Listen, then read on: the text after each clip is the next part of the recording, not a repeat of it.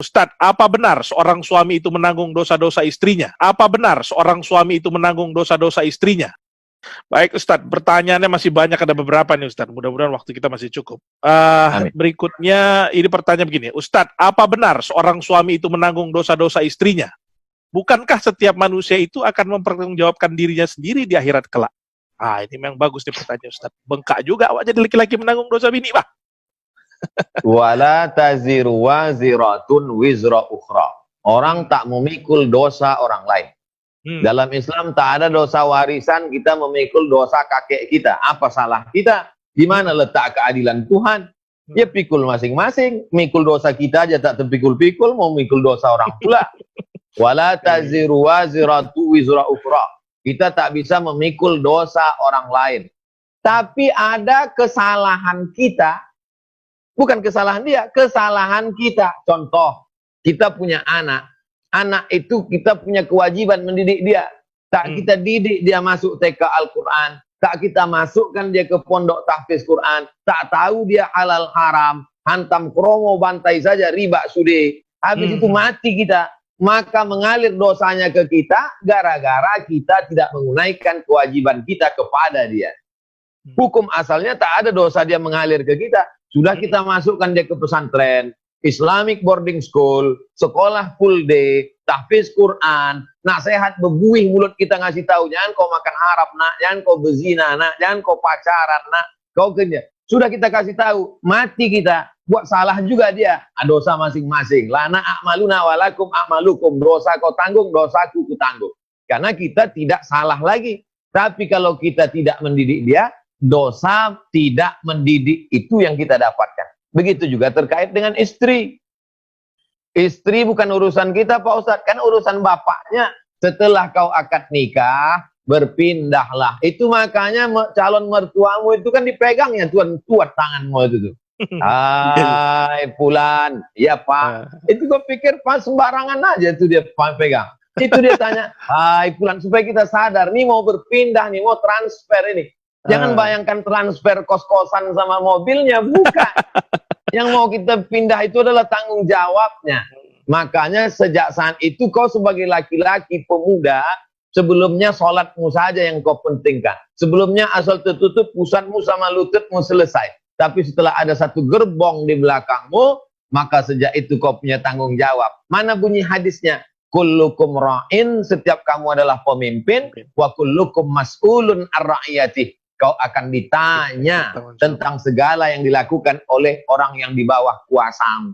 Tentang roknya kenapa pendek, kenapa tak menutup aurat, kenapa lipstiknya 2 inci, kenapa dia keluar rumah bercerita kadang beli kangkung 1 ikat bicaranya sampai 1,5 jam.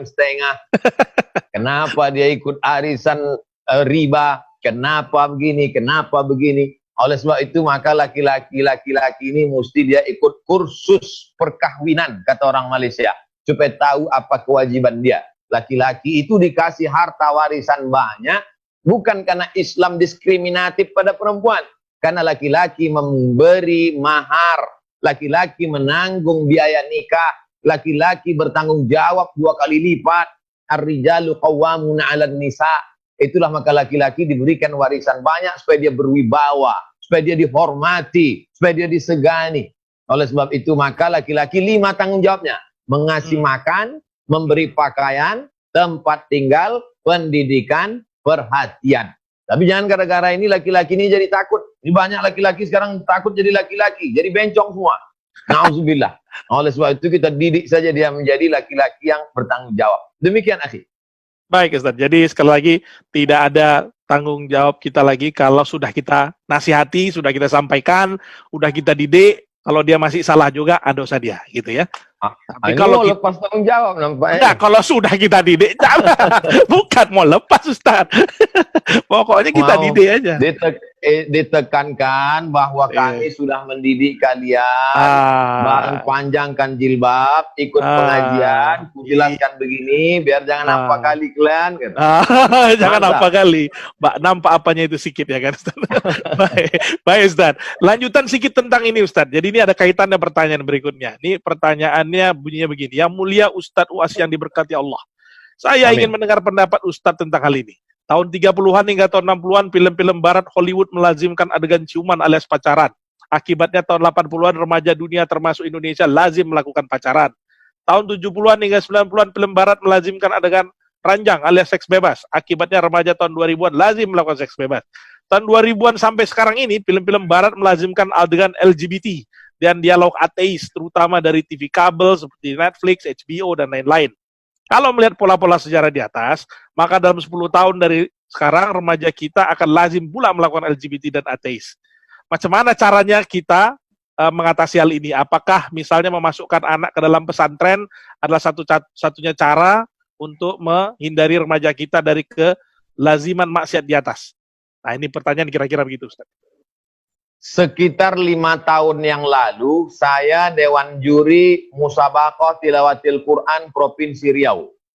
Satu kamar dengan seorang doktor, dosen senior, tokoh masyarakat agama Islam. Kata beliau, Ustadz Somad, aku punya anak gadis. Setiap hari saya risau. Kalau pergi sekolah, dalam hati saya selalu berkecamuk. Jangan-jangan dia cabut ke mall, jangan-jangan jilbabnya dibuka, jangan-jangan dia dibawa jalan-jalan sama pacarnya, jangan-jangan, selalulah berkecamuk. Tapi sekarang hati saya tenang, Pak Ustadz. Kenapa Pak Dokter tenang? Karena anakku itu sudah kumasukkan ke pesantren. Benteng terakhir umat Islam sekarang adalah pesantren. Di kota besar, Medan, Bandung, Surabaya, Jakarta, mungkin tidak bisa pesantren, maka paling tidak full day. Pagi mau berangkat kerja, titipkan dia di sekolah jam 8. Nanti sore jam 4 pulang, hampir singgah jam 5. Pulang ke rumah, sholat maghrib. Dari maghrib ke isya, mengaji baca Quran. Habis isya, ngobrol-ngobrol, hiburan, tidur, capek, lelah, buat PR. Besok begitu lagi. Sehingga dibuat seminim-minim kecil ada pintu celah berbuat dosa dan maksiat. Anak-anak ini seperti bibit pohon kayu. Dia tak bisa langsung ditanam di tengah hutan. Mati dia dipijak gajah. Maka biarkan dia dulu menjadi pokok yang besar. Sementara dia jadi pokok besar, simpan di polybag dulu. Disiram dia rajin-rajin sampai berbatang kokoh. Setelah itu nanti baru kemudian jaga dia supaya jangan sampai dimakan wereng, pucuknya dimakan ulat. Setelah dia menjadi pohon pokok yang kuat, maka tanamkanlah insya Allah. Kapan dia menjadi pohon yang kuat itu? Tamat SD, tahfiz. Tamat SMP, tahfiz. Tamat SMA, tahfiz. Paling tidak SMA tahfiz 3 juz, 3 juz, 3 juz. 10 juz ada di kepalanya. 200 hadis ada di kepalanya. Akidah, akhlak, bahasa Arab, karena dia sholat pakai bahasa Arab, Quran pakai bahasa Arab, hadis pakai bahasa Arab, akidah akhlak supaya dia benar akidahnya tidak jadi ateis, bahasa Arab modal utama, bahasa Inggris mantap, Perancis oke, bahasa Mandarin bisnis tak masalah, tapi yang ini basic, lalu kemudian di dalamnya ada Quran hadis, lalu dalamnya ada fikih supaya tahu dia mana halal haram, supaya tahu dia apa itu sholat zakat puasa, lalu kemudian yang tak kalah penting adalah bagaimana dia tahu sejarah Islam, sejarah Nabi. Oh, rupanya Islam ini pernah punya masa jaya yang luar biasa pada masa kekhalifahan Bani Umayyah, Bani Abbasiyah, Turki Utsmani. Tahu dia Islam ini pernah naik, lalu kemudian sekarang tentang masa menurun. Setelah itu nanti silakan dia masuk ke fakultas kedokteran, silakan dia menjadi pengacara sampai ke Leiden Belanda, silakan dia masuk ke sains teknologi, tapi dia sudah pohon kayu yang kuat. Kalau sudah kita berusaha, terjadi juga yang tidak kita inginkan, qadarullah takdir. Tapi kalau kita tidak ada usaha, terjadi macam-macam, itu adalah sebab akibat.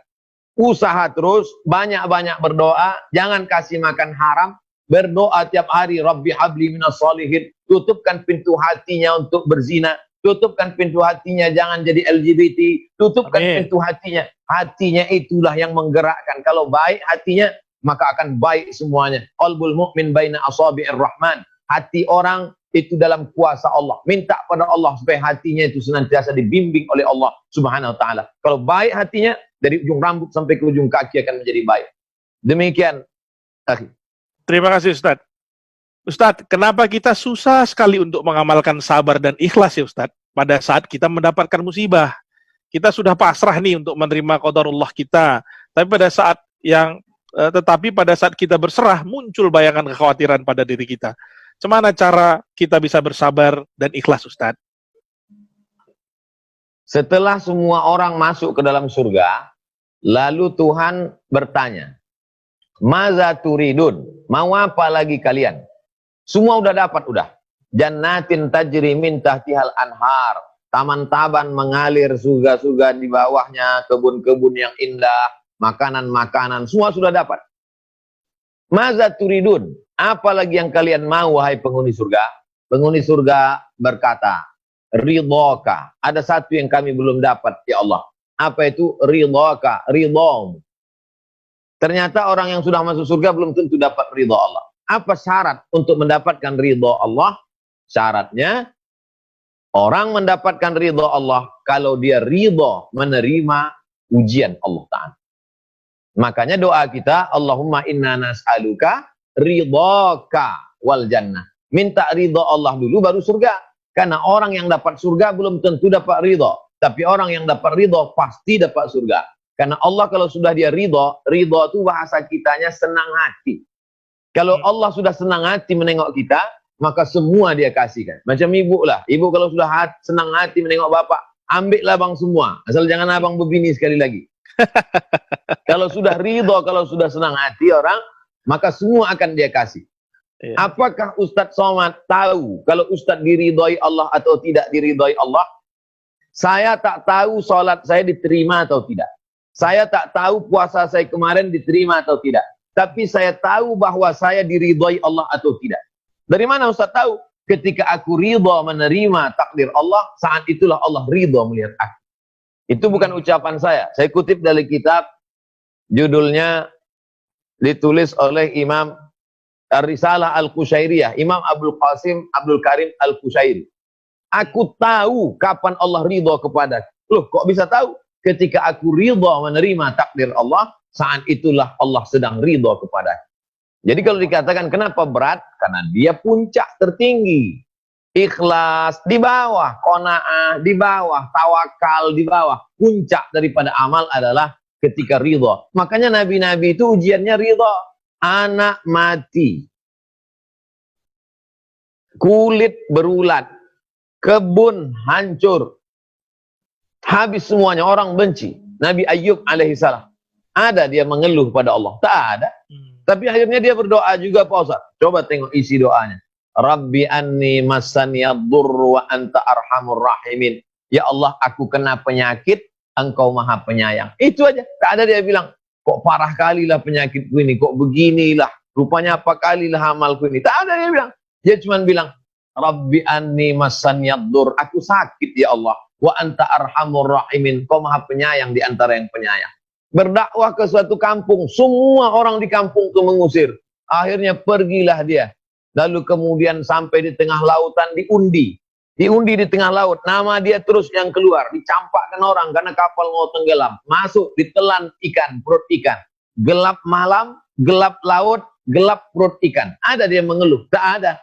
Apa zikir dia dalam perut ikan itu? La ilaha illa anta subhanaka inni kuntu minaz zalimin. Tak ada Tuhan kecuali Engkau ya Allah, aku sudah berbuat zalim. Nabi Muhammad SAW belum lahir ke dunia, mati ayahnya. Baru usia 4 tahun, mati pula emaknya. Dibesarkan oleh kakek datuk, meninggal pula datuknya itu. Dibesarkan oleh paman, paman di tahun yang sama meninggal dengan istrinya. Anaknya 4 perempuan, 3 meninggal waktu dia hidup. Cuman Fatimah sendiri yang meninggal, sudah dia meninggal 6 bulan sudah itu baru meninggal pula Fatimah. Anak laki-lakinya Ibrahim meninggal, Qasim meninggal, Abdullah meninggal. Ada dia mengeluh? Tak ada. Adabnya kepada Allah Subhanahu wa taala. Jadi kalau dikatakan kenapa berat sekali ridho kepada takdir Allah ini? Karena balasannya luar biasa. Kalau balasan cuma panci sama rantang, ringanlah dia. Nah, oleh sebab itu mudah-mudahan kita termasuk yang ridho menerima takdir Allah. Amin ya rabbal alamin. Jadi ridho Allah itu karena kita juga ridho menerima apa yang diberikan Allah kepada kita. Itulah nanti bisa jadi caranya gitu ya tadi Ustaz ya. Barakallah. Baik Ustaz. Berikutnya Ustaz, ini pertanyaan lagi. Apakah amalan terbaik seorang hamba yang ditimpa kesusahan musibah, sedangkan dia tidak ada yang mendampingi menolongnya supaya tidak terjerumus dalam keputusasaan? Jadi supaya ini orang ini kayaknya pertanyaannya dia, kalau kita tak ada kawan, tak ada orang di sekitar kita, sementara kita tertimpa kesusahan, amal apa yang bisa kita lakukan? Gitu kira-kira Ustaz. Kalau kita sedang susah, mengadu sama orang, 20% orang itu tak percaya, yang 80 ikut senang menengok kesusahan kita. Kalau kita sedang susah, mengadu sama kawan, mengadu sama orang, 20% orang yang mendengar cerita kita itu tak percaya. Dibilangnya kita mendramatisir. 20 tak percaya, yang 80 ikut senang menengok kesenangan kita. Pura-pura mukanya susah, dalam hatinya mampuslah kau, kata dia. Oleh sebab itu, siapa tempat kita mengadu? Tak ada tempat mengadu kecuali Allah Subhanahu wa ta'ala. Maka yang pertama ditanamkan pada siapapun yang kena musibah adalah la ilaha illallah. Itu kuatkan dalam hati. Makanya banyak zikir la ilaha illallah ke dalam tangkai jantung, di dalam la ilaha illallah untuk mengusir segala bisikan setan semuanya. Makanya kalau kita sudah bersandar kepada Allah, kita menjadi kuat. Wasta'inu bis sabri, yang pertama tahan. Tahan tangan, jangan sampai memukul-mukul pipi, merobek-robek baju, menarik-narik rambut, mencakar-cakar dinding. Yang kedua, tahan lidah, jangan sampai mencaci maki, sumpah serapah. Tahan hati, jangan sampai memaki-maki Tuhan di dalam. Setelah bisa ditahan, tahan itu bahasa Arabnya sabar. Yang kedua baru sholat. Bis sholat, melaksanakan sholat. Sholatnya kalau waktu pagi sholat duha. Kalau kebetulan malam mau tidur, sholat witir. Tahajud. Tak bisa bangun tengah malam menjelang subuh, jam 4 pun di Medan masih ada waktu subuh. Di Jakarta jam 4 pun masih ada. Jam 4:30 udah mau azan subuh, kira-kira 15 menit pun masih bisa sholat tahajud. Perbanyaklah sujud di situ. Minta kepada Allah, dilapangkan Allah hati. Pertama, jangan sendirian, jangan merasa sendiri, tapi ada sama Allah. Yang kedua, banyak-banyak sholat sunat. Yang ketiga, banyak-banyak zikir.